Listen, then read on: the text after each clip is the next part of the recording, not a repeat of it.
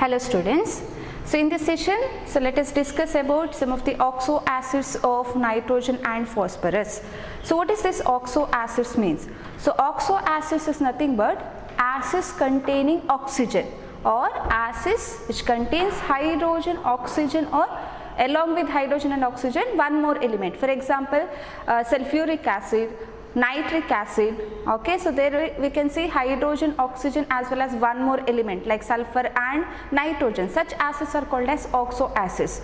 So if you consider HCl is also an acid, but it's not an oxo acid since it does not contain oxygen in it. Okay, so today we are going to discuss about some of the oxo acids of group 15 elements. Under that we are going to discuss about the oxo acids of nitrogen and phosphorus. So let us begin with the oxo acids of nitrogen. So nitrogen, it forms various oxo acids such as hyponitrous acid like H2N2O2 and nitrous acid, that is HNO2, and another one is most important oxo acid, so which we are going to study today, that is nitric acid. Okay, so nitrogen forms various oxo acids like hyponitrous acid, which contains hydrogen, oxygen and nitrogen. Nitrous acid, HNO2, there also we can see hydrogen, oxygen and nitrogen. And the important oxo acid of nitrogen, it is nitric acid, so which we are going to discuss now. Okay, so let us start with the preparation part. Okay, so first method of preparation, that is laboratory method of preparation, where we can prepare nitric acid in small scale. In laboratory, this nitric acid can be prepared by treating some of the nitrate salts, okay, like sodium nitrate or potassium nitrate, with the concentrated sulfuric acid. Okay, nitric acid can be prepared by heating potassium nitrate or sodium nitrate with the concentrated sulfuric acid. So let us write the equation here. So we have, so what we need HNO3, isn't it? HNO3 means we know that H plus and NO3 minus. The ions are H plus and NO3 minus. Okay, so the starting material or starting compound, so it is sodium nitrate, NaNO3, when it is treated with the concentrated sulfuric acid, so you can easily write the product here. See, NaNO3, we know that Na carries positive charge, NO3 minus, and in H2SO4 we know that it is H plus and HSO4 minus, right? So combine the opposite radicals, so it is H plus and NO3 minus will get our main compound, that is HNO3, along with the formation of NaHSO4 minus. Okay, NaHSO4 minus. See, this is how we can prepare nitric acid in our laboratory. So by using nitrate salt instead of sodium nitrate, you can also use potassium nitrate. So when you heat this potassium or sodium nitrate with concentrated sulfuric acid, we will get nitric acid and NaHSO4. Okay, so for the small scale preparation of nitric acid. So another one important method, so for the large scale preparation of nitric acid, it can be done by process called Ostwald process. Okay, very important. So this is laboratory method of preparation of nitric acid, and another method, that is for the commercial purpose. For the large scale preparation of nitric acid, we follow one process called Ostwald's process. Very important. So this question is frequently asked for your final examination. So it involves 3 steps. Okay, Ostwald process of preparation of nitric acid involves 3 steps, and the process is nothing but catalytic oxidation of ammonia. It is catalytic oxidation of ammonia by using atmospheric oxygen. What you have to do? The starting material is ammonia here. You have to oxidize this ammonia in the presence of suitable catalyst. Okay, by using the oxygen which is present in atmosphere. Okay, catalytic oxidation of ammonia by atmospheric oxygen. It is known as Ostwald process, which involves 3 steps. So very important. So please write it and practice it. Okay, so listen carefully. It involves 3 steps. In first step, what happens? Ammonia. Okay, ammonia oxidation. Oxidation means what? I'll write the equations here separately. So to take ammonia, okay, and treat it with atmospheric oxygen, that is oxidation, in the presence of catalyst. Very important, it is platinum or rhodium gas catalyst. Okay, you have to take platinum or rhodium as catalyst at a temperature of 500 Kelvin and a pressure of 9 bar. So you have to take platinum or rhodium catalyst at 500 Kelvin and 9 bar pressure. What happens here? Oxidation of ammonia takes place, oxidation of ammonia to form nitric oxide along with the formation of H2O. Okay, so along with the formation of H2O. So write the balance, this equation very important. So you have, while writing the equations, you have to write a proper balanced equation, then only you will get a full marks here. See, we have 3 hydrogen atoms here and 2 hydrogen atoms here. Just balance it. So write it 6 here. See, 6 into 2, it becomes 12 hydrogen atoms. So in order to balance this hydrogen, let me write 4 here. So now it becomes 4 nitrogen atoms. Listen carefully and slowly here. Say 4 nitrogen atoms, here 1 nitrogen atom, therefore write 4 here. Start it with here. Okay, so just remember this unit, it is 6. 6 H2O means 6 hydrogen atoms. So in order to balance this hydrogen, you have to write 4 here, is 4 NH3. Next, you have to look at the number of nitrogen atoms, 4 nitrogen here. In order to balance this nitrogen, write 4, and later just count the number of oxygen atoms. Say in product side we have 4 plus 6, total 10 oxygen atoms. In order to balance the oxygen, write 5 O2.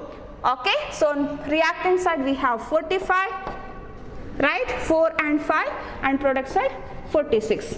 Okay, so you can also remember it like this, 45 and 46. This is your first step of Ostwald process, where ammonia, you have to also mention the physical state of the reactants and products. All these reactants and products are in gaseous state. Okay, so all these are gases. So in the first step, the formation of nitric oxide takes place. Next, in the second step, what happens is the formed nitric oxide, it further oxidizes. Since we are doing this preparation in the presence of atmospheric oxygen. So what happens? The formed nitric oxide further oxidizes in the presence of oxygen to form nitrogen dioxide. Okay, so to form nitrogen dioxide. So in the second step, formation of nitrogen dioxide takes place. So here, to balance this, write 2NO2, write 2NO. So it is balanced, right? 2 nitrogen, 4 oxygens and 4 oxygens. Here also all these things are in gaseous state. So this is about the second step of your Ostwald process, formation of nitrogen dioxide. Okay, this is your second step. And in the last step, what happens is, in the last step, the conversion of nitrogen dioxide into nitric acid by dissolving this gas in water. That is, nitrogen dioxide formed is dissolved in water to give nitric acid. So we have nitrogen dioxide, NO2, just dissolve it in water. So aqueous solution becomes aqueous solution, and finally you will get your nitric acid, HNO3, along with the formation of nitric oxide. So here nitrogen dioxide is gas, water of course it is liquid. What happens when you dissolve something in water? It becomes aqueous, isn't it? Aqueous, and here it is the gaseous state. Okay, so how to balance this is also very easy. Start it with hydrogen. Okay, just start it with hydrogen. We have 2 hydrogen atoms here, write 2. Next, look at the number of nitrogen, same way as you done here. Okay, so first balance the hydrogen, 2. Next, count the number of nitrogens. Here we have 2 nitrogen plus 1 nitrogen, total 3 nitrogens. That is balanced like this. Next, count the number of oxygens. So we have 3 into 2, 6 plus 7, we have 6 plus 7. Okay, total 7 oxygen atoms. Oxygen atoms are already balanced here. So this is how we'll get nitric acid in the last step. And along with nitric acid, so what is formed here? Along with nitric acid, we'll also get nitric oxide. Okay, so this side product, it may be reused. See what we need in the second step is also it is NO, the formed NO last step. So the side product formed, it is NO, which can be reused in the second step. Okay, this nitric oxide, it can be recycled in the second step. And the nitric acid, nitric oxide, nitric acid, the formed nitric acid, it is aqueous, means which is very dilute. Why it is very dilute? Because it is formed by dissolving water. It contains excess of water in it, so which can be concentrated by removing certain molecules of water.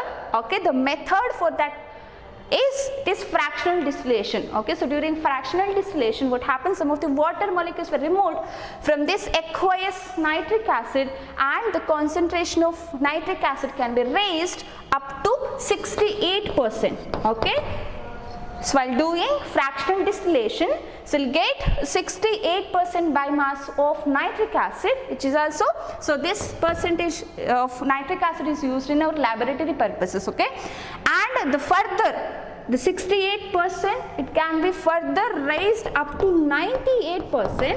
Okay, so increase of concentration means what? You have to remove water molecules from that solution. Okay, that can be done by using dehydrating agent. That is a very good dehydrating agent, concentrated sulfuric acid, which removes certain molecules of, again from 68% of nitric acid, removes further few more molecules of water, and will get about 98% of nitric acid. So this is how we can prepare nitric acid in Ostwald's process. Very, very, very important. So for the purpose of your examination, so it involves 3 steps. The process is nothing but catalytic oxidation of ammonia by using atmospheric oxygen. So in the first step, ammonia, it is treated with oxygen in the presence of platinum or rhodium catalyst at 500 Kelvin and 9 bar pressure. In the first step, formation of nitric oxide takes place, right? The formed nitric oxide, it is further oxidized to nitrogen dioxide in the presence of excess of air. This nitrogen dioxide can be further converted into nitric acid by dissolving it in water. Okay, so just look at this, what coefficients, and try to write. Okay, so just practice these steps, and so just try to remember these coefficients. It is 45 and 46. Here it is 2, 2, and it is 3, 2, 3 and 2. Okay, here the obtained nitric acid is very dilute, which can be, or its concentration can be raised by fractional distillation. There will get about 68% biomass of nitric acid. Further, its concentration can be raised by using a dehydrating agent, that is concentrated sulfuric acid. There will get about 98% of what? Nitric acid. Okay, so which is highly concentrated. So this is about the preparation of nitric acid. Next we'll move into the properties. Okay, so about properties of nitric acid. So pure nitric acid, so about 98% pure nitric acid is a colorless liquid. Okay, pure nitric acid is a colorless liquid with the freezing point is at 231.4 Kelvin. So your liquid will be converted into solid state.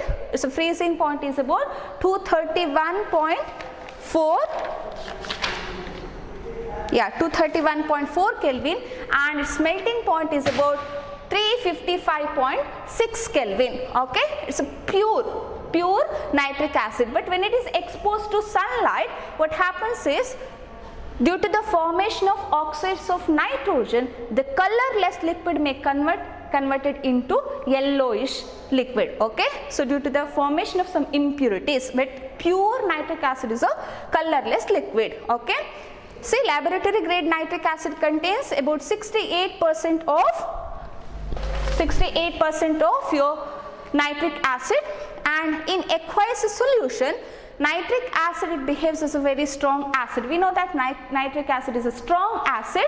So when you dissolve that nitric acid in water, it produces H3O plus ion.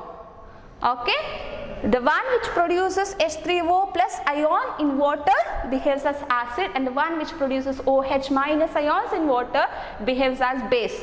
Okay, here it produces hydronium ion, that is H3O plus ion when it is dissolved in water, and hence it behaves as a strong acid. It is another property of nitric acid. And one more, it is about its oxidizing property. Okay, the concentrated nitric acid, or you can say nitric acid, is a very strong oxidizing agent.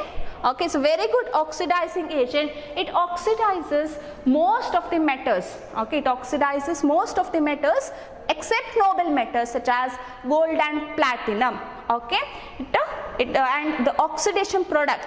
So it gives your nitric acid, it forms various different oxidation products depending upon the concentration of nitric acid taken, whether it is dilute or concentrated, and also depends on the temperature factor, and also depends upon the nature of material which is to be oxidized. Okay, so it will form various oxidation products. So both dilute as well as concentrated nitric acids, they are oxidizing agents, good oxidizing agents, and depending upon the strength of nitric acid, maybe dilute or concentrated, will get various oxidation products. So here I have taken one example, that is copper. Okay, see we have taken two equations where the difference is only in the concentration of nitric acid. See here in the first equation, copper is treated with the dilute nitric acid, and in second equation copper is treated with the concentrated nitric acid. What happens? It oxidizes your copper or metal. Okay, so generally let me take it as a metal. So it oxidizes the metal into corresponding metal nitrates. So along with the formation of water and another oxidation product which is different in different cases. See here in the case of dilute nitric acid, so when copper is treated with the dilute nitric acid, so listen carefully here.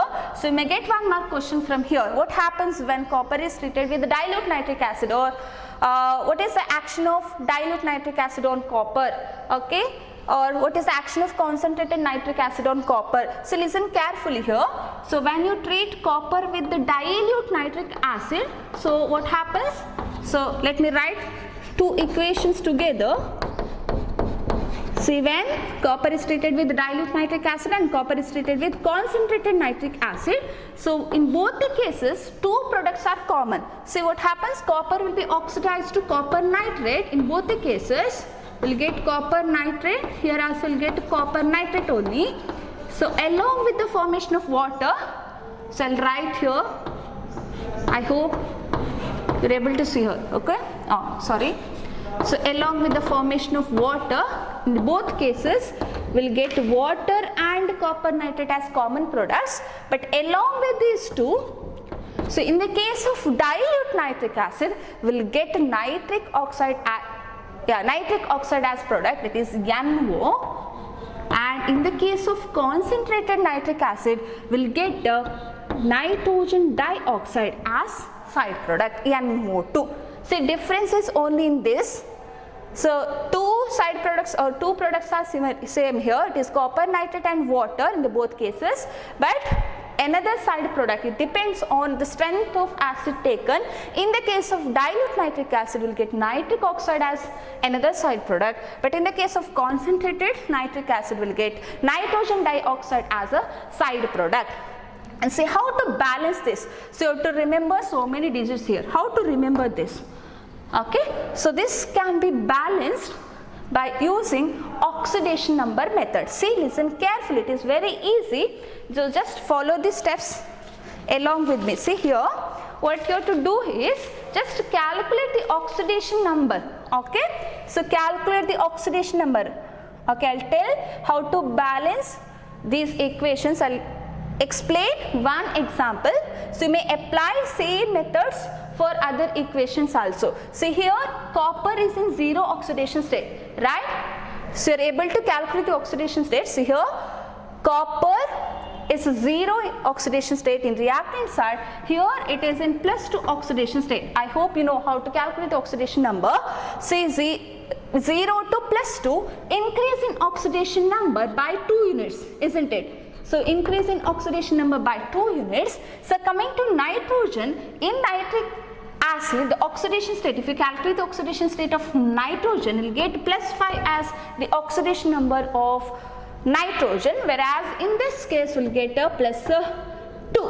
Right, plus 2 as oxidation number, where the change in oxidation state is plus 5 to plus 2 is change in oxidation state is 3 units, right, 3 units. You know how to see increase and decrease in oxidation number are not same here. What you have to do, you have to balance this decrease and increase in oxidation number by multiplying suitable integer, right. So to multiply this oxidation half reaction with this unit, right, you know this.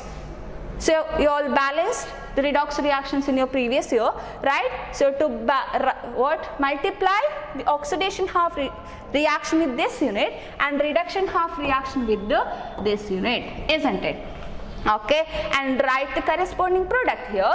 See, 3 into Cu will get a 3Cu, right. Just listen carefully.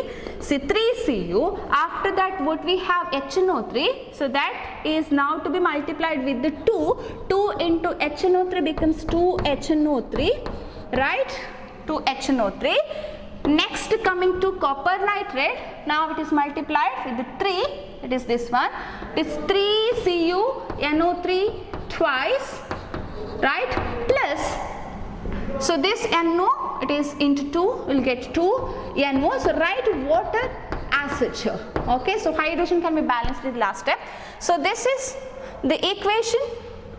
So what we got after balancing this oxidation number. Now what you have to do is just count the number of nitrogen in product side. Count the number of nitrogen. So how many nitrogen atoms are here? So we have 2, right? 2 and 2 into 3, 6, right? It is 6, 3 into 2, 6 plus 2, total 8 nitrogen atoms are there in product side. So accordingly, just to change the number of nitric acid. See, we have 8 nitrogen atoms. See, we have 1 nitrogen atom. So write 8 HNO3. Next, balance the hydrogen. Next, what you have to do? Balance the hydrogen. So I hope you are getting my point. See, balance the hydrogen. So we have 8 hydrogens here. Okay, 8 hydrogens means half of water is 4H2O. Now if you count the number of oxygen atoms, it will be balanced by itself, right? It is 8 into 3, it is 6 into 3 plus 2 into 4. If you count the number of oxygen, it will be already balanced. So this is how we can balance the equation. It's very easy. So instead of beheading this, you can balance the equation with simple 2 steps. Okay, so this is about this. So let me take up this also. Okay, so this is in the case of dilute nitric acid. So let me consider the oxidation of metal in the presence of concentrated nitric acid. We have copper. In the presence of concentrated nitric acid, what happens? See, copper will be oxidized to its nitrate along with the formation of water. So, and the side product, one more side product formed. It's instead of NO, here it is NO2. Okay, NO2. Say steps are same, 0 to plus 2. Change in oxidation state is 2 units, right? 2 units, and here it is plus 5 to, if we calculate the oxidation number here, we'll get to plus 4 as oxidation number of nitrogen. Plus 5 to plus 4, there is 1 unit increase in decrease in oxidation number. What you have to do?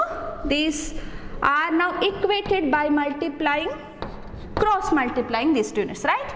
Just multiply this equation with this unit and multiply this equation with this unit. What we'll get? We'll get 2 into 1 is Cu plus 2 into HNO3. Now it becomes 2 HNO3 gives 1 into CuNO3 twice, it is CuNO3 twice plus 2 into NO2, 2 NO2. So write water acid here. Now next count the number of nitrogen atoms in product side. So we have 2 plus 2, 2 plus 2, 4 nitrogen atoms. Accordingly change the number of nitric acid. So it becomes 4. So count the number of nitrogen atoms and write the same digit here. So after balancing nitrogen, next what you have to do, just balance the water molecule. 4 hydrogens, we have 1 water molecule, half of this. Okay, write 2H2O. So very simple. This is how we can balance the equation. The thing is, these are all for the oxidizing property of nitric acid. Okay, so nitric acid, it acts as a very good oxidizing agent.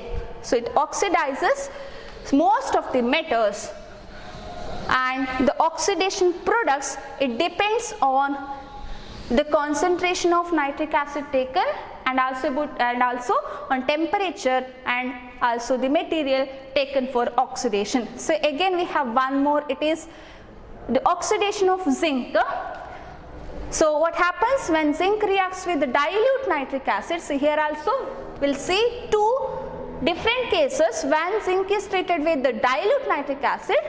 The form product, it is what, nitrate of zinc, zinc nitrate and water. In the both cases these 2 products are common. Okay, so same as in the case of copper, but in the presence of dilute nitric acid, what happens, we'll get N2O as product, and so this is nothing but laughing gas, nitrous acid, and in the presence of concentrated sulfuric acid, again nitrogen dioxide will be formed. So you know how to balance this equation. I hope you know how to balance this equation. So just try to balance these 2 equations as explained now. Okay, so this is about oxidation property of nitric acid.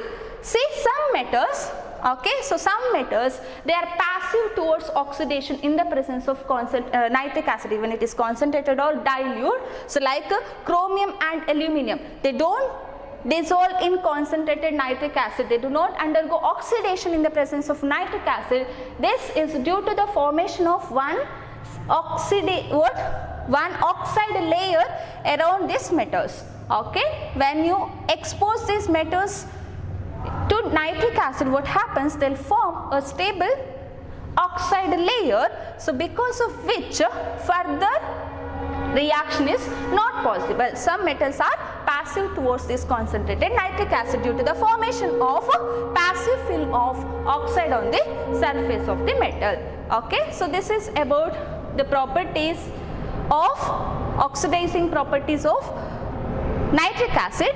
So that is in the case of metals, we have same way we have non-metals also. Okay, so concentrated not only it oxidizes the metals but also it oxidizes non-metals and their compounds to corresponding oxo acids. See, we have various non-metals here, iodine, copper, sulfur and phosphorus. Okay, what happens when you treat these non-metals into with the nitric acid, they will form corresponding oxo acids along with the formation of NO2 and water. See, we have, so 4 equations are given, so I will balance 2 among them, and so 2 equations are for you to balance. Okay, so let me consider this.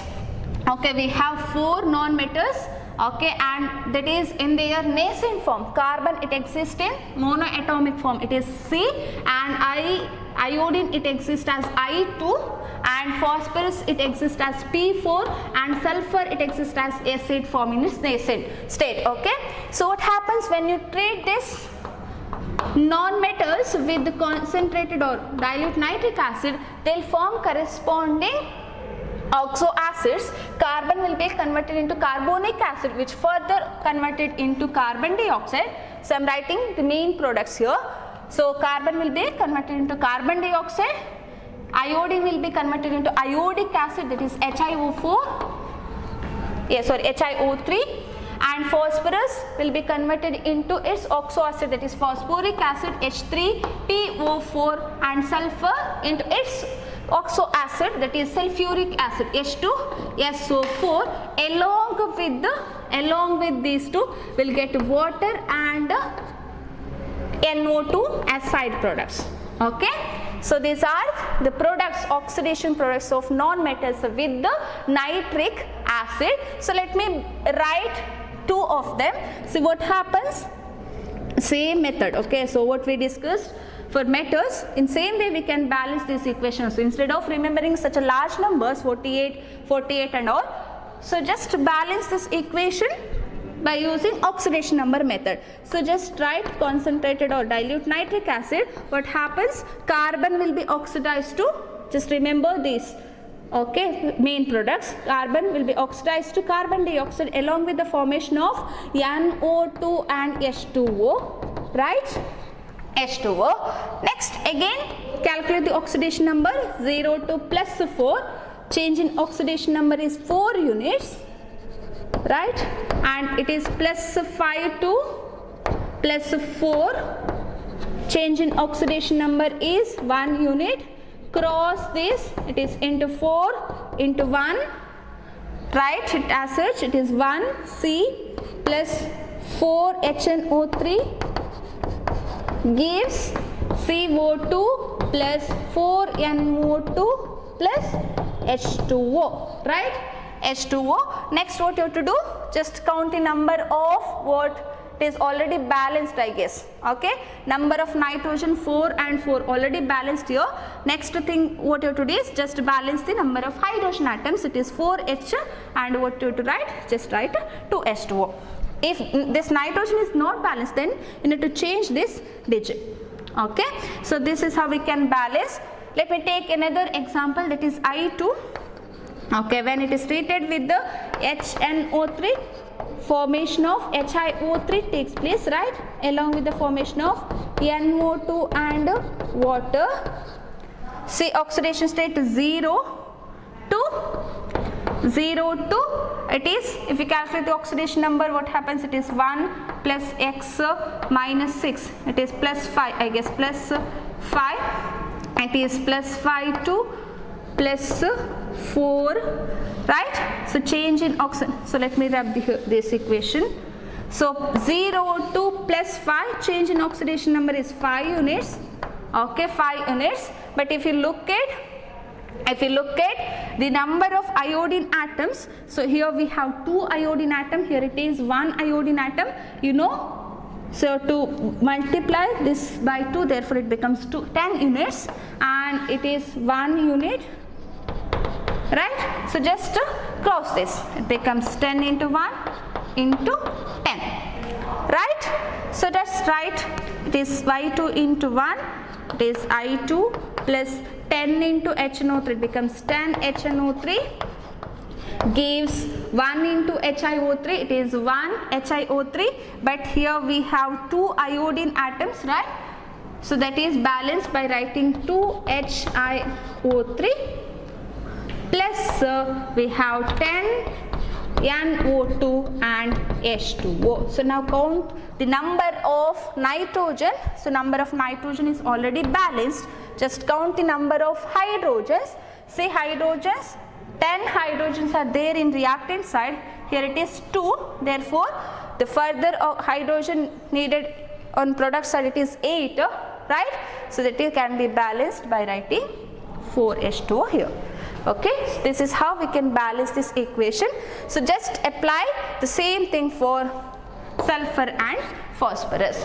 Okay, so if you have any doubt with this, you may contact me later. Okay, so this is about the oxidation property of nitric acid. It oxidizes both metals as well as non-metals. So next we have another important test called Brown ring test, which is used to confirm the presence of nitrate ion,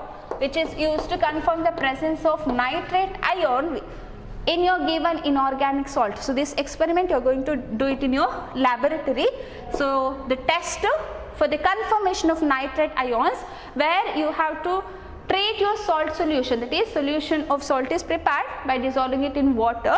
Salt solution is treated with the freshly prepared solution of ferrous sulfate. Okay, it is treated with ferrous sulfate. Next, you have to add concentrated sulfuric acid dropwise along the sides of the test tube. Okay, treat the salt solution with the freshly prepared ferrous sulfate solution. Ferrous sulfate means there the ion is in +2 oxidation state. So after treating your salt solution with ferrous sulfate solution, so add concentrated sulfuric acid along the sides, very carefully along the sides of the test tube. So if there is a nitrate ion in the given inorganic salts, then we will get a beautiful brown ring at the junction of two liquids, which indicates the presence of nitrate ions in the given inorganic salt. So what happens here is, when you treat your so equation is given here. See, a brown ring test for nitrate is based on the reducing property of nitrate ions in the presence of sulfuric acid. What happens? Your Fe2 plus ion in the ferrous sulfate solution will be oxidized to Fe3 plus ions, and after that it gets reduced to nitric oxide. So your nitrate ion, it oxidizes Fe2 plus ion to Fe3 plus ion by itself undergoing reduction to form nitric oxide. Okay. Again, the formed nitric oxide, which reacts with the Fe2 plus ion, which is present in excess in a solution, and it will form a complex. The color of that complex is brown. Okay, so the color of that complex is brown color. So that is, the test is given, carried out by adding ferrous sulfate solution to salt solution containing nitrate ions, and then carefully adding concentrated sulfuric acid along the sides of the test tube. So this is the equation. Say we have nitrate ion in our salt, it is ferrous sulfate, Fe2 plus ferrous ions from ferrous sulfate solution in acidic medium. We are adding concentrated sulfuric acid in acidic medium. What happens? This nitrate ion oxidizes your ferrous ion to ferric ion. Okay, Fe2 plus to Fe3 plus by itself undergoing reduction, NO3 minus to NO. Okay, so the formed nitric oxide further reacts with the excess of Fe2 plus ions, which is present in, sorry, this is not brown, this is not brown, so brown is this one. Okay, so which further reacts with the excess of Fe2 plus ion, which is present in your solution. So and it will be converted into a complex. Sorry, this is not a brown colored complex. Brown colored complex is this one. So it forms a complex like this, which is in brown color. So due to the formation of this complex, you will get a brown ring at the junction of two liquids. Okay, so this is known as brown ring test. Due to the formation of that ring, the test itself known as brown ring test, which is used to confirm the presence of nitrate ions in the given inorganic salt. So this is about nitric acid. Next we have uses. So this nitric acid is used in the manufacture of ammonium nitrate. So ammonium nitrate is a very good fertilizer. So in the manufacture of ammonium nitrate, nitric acid is used, and also it is used in the preparation of explosives. Okay, explosives and pyrotechnics means your crackers, and also used for the preparation of nitroglycerine, trinitrotoluene. So these are all organic nitro compounds. Okay, so they are prepared for the preparation of organic nitro compounds. The starting material is nitric acid, and it is used as an oxidizer in rocket fuels. So just try to remember at least 2 to 3 uses. It is used in the pickling of stainless steel. So what is pickling? And so pickling means the process of removal of impurities on the surface of metal, that is known as pickling. And etching of metals. Etching of metals means drawing the designs. Okay, so it is used to create designs on metal surface, that is etching of metals. And pickling of stainless steel means it is used to remove the impurities present on the surface of a metal. So these are the uses of nitric acid. So with this we have finished the oxo acid of nitrogen. So very important Oswald process, and also the oxidizing property of nitrogen. Next we have oxo acids of phosphorus. Okay, So phosphorus, like nitrogen, phosphorus also forms a number of oxo acids. It also forms number of oxo acids. So before going in detail with phosphorus, oxo acids of phosphorus, let me explain some of the important points of this phosphorus oxo acids of phosphorus. Okay, so while writing the structure of oxo acids of phosphorus, you have to remember few points so that are listed here. Say in oxo acids of phosphorus, in all the oxo acids of phosphorus, phosphorus is sp3 hybridized. Okay, hybridization of phosphorus is sp3 and it is tetrahedrally bonded to 4 other atoms. See, 4 other atoms. Sp3 means it should form 4 bonds here. Phosphorus is tetrahedrally bonded to 4 other atoms. There are 4 bonds. Out of 4 other atoms, one must be a P2O double bond. Okay, so there must be at least one phosphorate to oxygen multiple bond and phosphorate to POH single bond. Okay, so phosphorus is sp3 hybridized, so tetrahedrally bonded to 4 other atoms, out of which one must be a phosphorus to oxygen multiple bond and another one is phosphorate to OH single bond. Okay, and other 2. Okay, so out of 4, so these 2 are the 2 bonds, and other 2 bonds, it may be POH or you may find phosphorus to phosphorus single bond and phosphorus to hydrogen single bond in those oxo acids in which the oxidation state of phosphorus is less than +5. So don't get confused with this.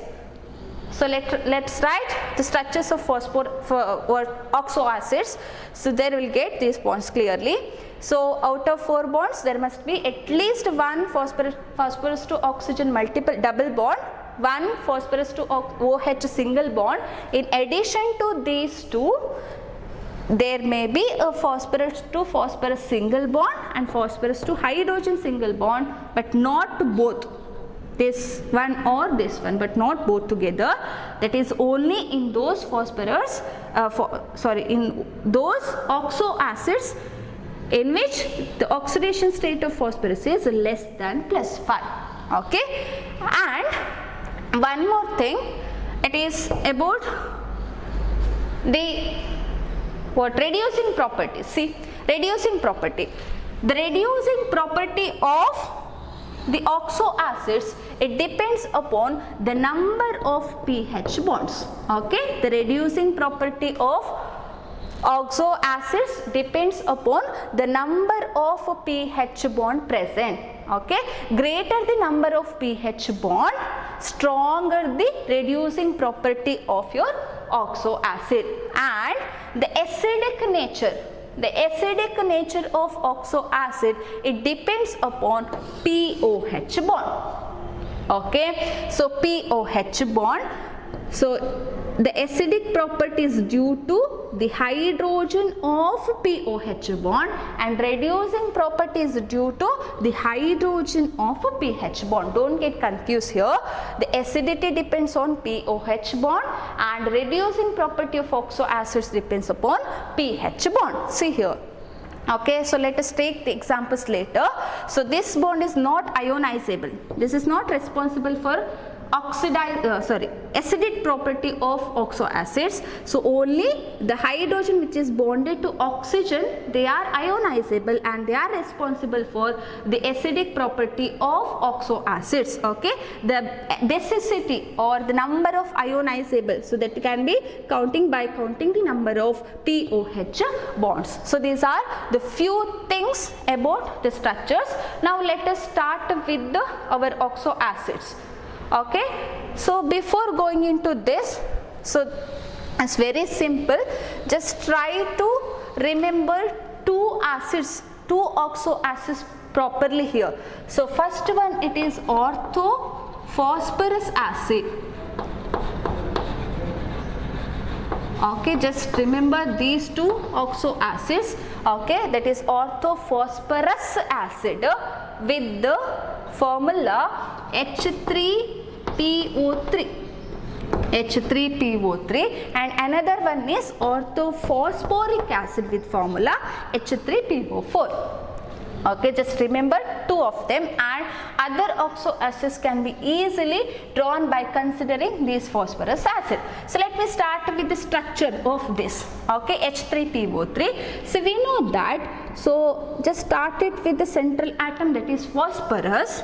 So we know that in oxo acids there must be a phosphorus to oxygen double bond, and the phosphorus must be bonded, tetrahedrally bonded to 4 atoms, right, like this. So this is what this. So this is the major skeletal structure of all oxo acids of phosphorus. Okay, so this is the minimum condition. So after writing this, next count the number of oxygen and hydrogen atoms left. See, out of 3 oxygen atoms, we have already written 2 oxygen atoms. Now 2 more oxygen atoms are left, right? Write that oxygen atoms like this.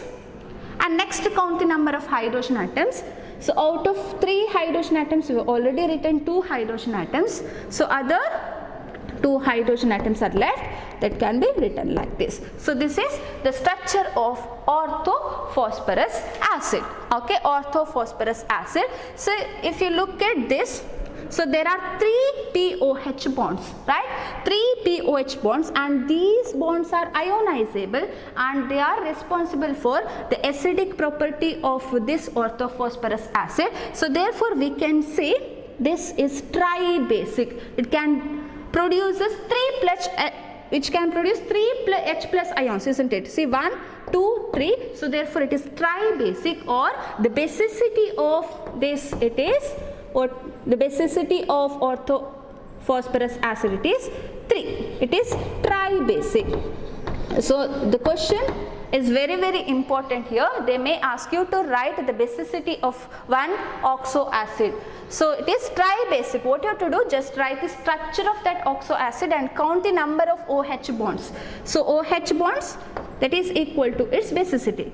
Orthophosphorus acid is a tri-basic acid, and what's the oxidation state of this oxo acid? Oxidation state of phosphorus in orthophosphorus acid, it is plus 3. If you calculate the oxidation state is plus 3.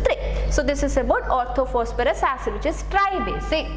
Okay, and next from this orthophosphorus acid, so we can write other oxo acids. See, okay, so just to remove one oxygen. Okay, so let me write here. So just to remove just remove oxygen, one oxygen atom from this orthophosphorus acid. What will get? We'll get H3, right? Remove one oxygen atom, we'll get H3PO2, right? H3PO2, one oxygen atom less, and this compound is known as hypophosphorus acid. Okay, the word hypo, it is nothing but one oxygen less. It is one hypophosphorus acid, H3PO2. Now can you write the structure of this hypophosphorus acid, and can you predict the basicity of this? Yes, so we can write. So the basic structure of all the oxo acids can be written like this, right? So this is the basic structure. After that, count the oxygen atoms. 2 of them were already used, right? Oxygen atoms were already used in bonding. So how many hydrogens are left? See, 1 hydrogen is used here. 2 more hydrogen atoms are there. They are like this, right? So this is what the structure of hypophosphorus acid, right? It is hypophosphorus acid, very easy. And what is the basicity of this hypophosphorus acid? The basicity of hypophosphorus is, just count the number of OH bond. See how many ionizable hydrogens are there? Only 1. So basicity is 1. Okay, so basicity is 1. And just calculate the oxidation number of phosphorus. So this is about hypophosphorus acid. So next we have one more. So let me write here. So what you have to do is just dimerize this orthophosphorus acid. So what will get? Just double the number of atoms. So it becomes H6 P2O6, right? So this is dimerized form of orthophosphorus acid, and remove a molecule of water from here. Remove a molecule of water, what will get a H4P2O5, H4P2O5, and the name of this compound, it is pyro. The name of this, it is pyrophosphorus acid. The name of this is pyrophosphorus acid. And so in pyro structures, in all the pyro structures, there are two central atoms, and that two central atoms are connected by oxygen. Okay, so this is the condition for this pyro compounds, for the pyro compounds. And let us write the structure of this pyrophosphorus acid. So we have phosphorus, oxygen to phosphorus, and other minimum conditions are same. There must be a phosphorus to phosphorus, as phosphorus to oxygen double bond. See here, two bonds are already there, two more bonds are there, two more bonds are needed to complete the tetrahedral structure of this phosphorus. Again we need two more bonds. Just count the number of oxygen atoms. 1, 2, 3 oxygen atoms were already used. We have two more oxygen atoms, one for this and another for this, right? And count the number of hydrogen atoms, 4 hydrogen atoms, 1, 2, 3 and 4. Right? So this is about the structure of pyrophosphorus acid. And what is the basicity of this pyrophosphorus acid? So we have two OH bonds, therefore basicity of pyrophosphorus acid, it is 2. Okay, dibasic. It is dibasic, it is tribasic, it is monobasic. So this is about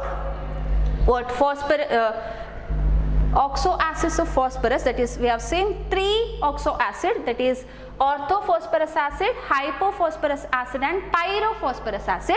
So all are derived from phosphorus acid only. First one is H3PO3, and just remove one oxygen atom, will get hypophosphorus acid.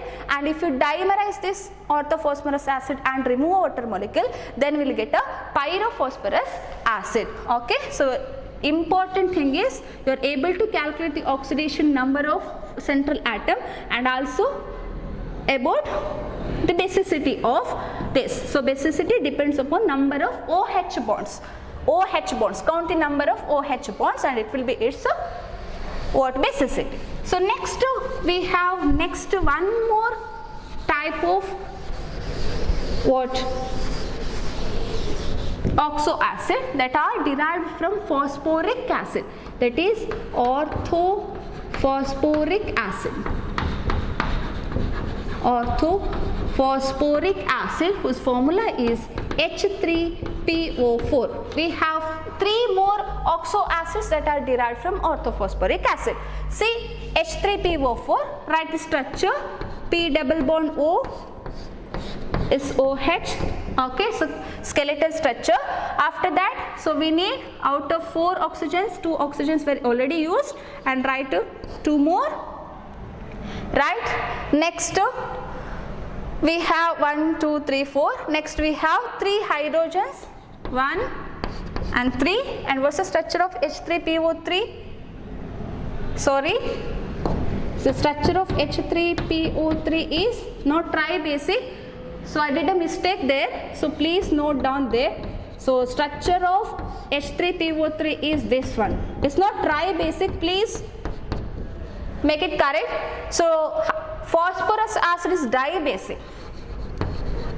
Okay, so it is dibasic. There are 2 OH bonds, whereas phosphoric acid is a tribasic, which contains 3 OH minus. Okay, it is tribasic. So I did a mistake. So there I wrote 3 OH bonds, which is not correct. So H3PO3 means 3 oxygen atoms, which is a dibasic, not a tribasic. Okay. And next we have, this is the structure of orthophosphoric acid, and we have few more phosphoric acids that are derived from, say, pyrophosphoric acid. pyrophosphoric acid is H4P2O7. You know how to get pyro compound. So pyrophosphoric means you have to dimerize this and remove a molecule of water. So we'll get dimerization of this, will get H6P2O8 and remove a water molecule from this, will get H4P2O7, that is pyrophosphoric acid. The structure of pyrophosphoric acid is this one, which contains 4 OH bonds and it is tetrabasic. Okay, so this is about pyro compound.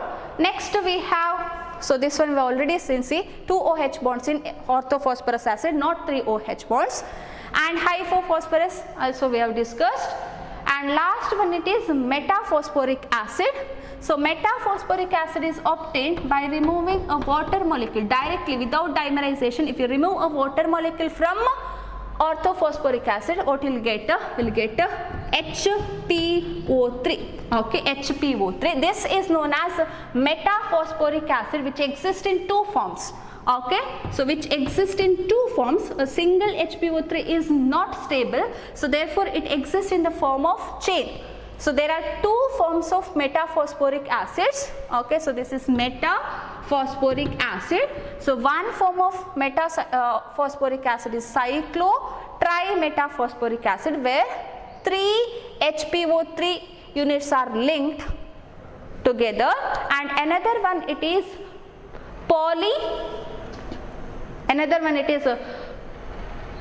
it's not given, it is polyphosphoric acid, where HPO3 chains are linked, or HPO3 units are linked in a chain to form a long polymeric chain. So that is known as polymetaphosphoric acid. So this is about the oxo acids of phosphorus, very very important. So about its basicity, see, it is tetrahedrally surrounded by the 4 atoms. All oxo acids contains at least 1 PO and PH bonds, and very very important thing is about the basicity of oxo acids. Basicity of oxo acids, the basicity depends upon what?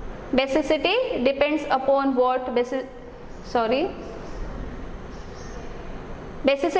upon number of